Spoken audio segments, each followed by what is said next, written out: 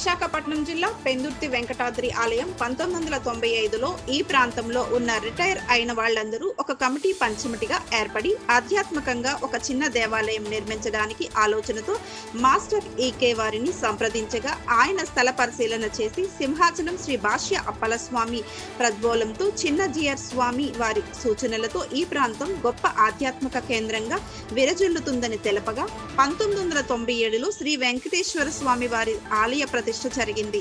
అప్పటి నుండి 2009 వరకు కమిటీ ఆధ్వర్యంలో ఆలయ పర్యవేక్షణ జరిగింది. 2009 నుంచి దేవాదాయ ధర్మాదాయ శాఖ వారు ఆలయ బాధ్యతలు తీసుకోవడం జరిగింది. అప్పటి నుంచి ఆలయంలో ప్రతి నెల ఒక ప్రత్యేక ఉత్సవం జరుపుతూ వస్తున్నారు. తులాభారం సేవ, మెట్ల సేవ, విశేష అర్చనలు మరియు ప్రతి శుక్రవారం పంచామృత అభిషేకం జరుపుతున్నారు. ప్రతి సంవత్సరం మే నెలలో వైశాఖ శుద్ధ దశమి నాడు స్వామివారి బ్రహ్మోత్సవాలు కన్నుల పండుగగా జరుపుతారు. భక్తులు స్వామివారిని ఇష్ట కామాఖ్య పూజ చేసి 40 రోజులు స్వామివారిని సేవిస్తే కోరిన కోరికలు తీరుతాయని భక్తులు ప్రగాఢ విశ్వాసం. భక్తుల సౌకర్యార్థం కొండ దిగువ నుంచి ఆలయం వరకు ఉచిత బస్సు సౌకర్యం కల్పించారు. అలాగే దర్శనం, ప్రసాదం భక్తులకు ఉచితంగా దేవస్థానం వారు అందిస్తున్నారు.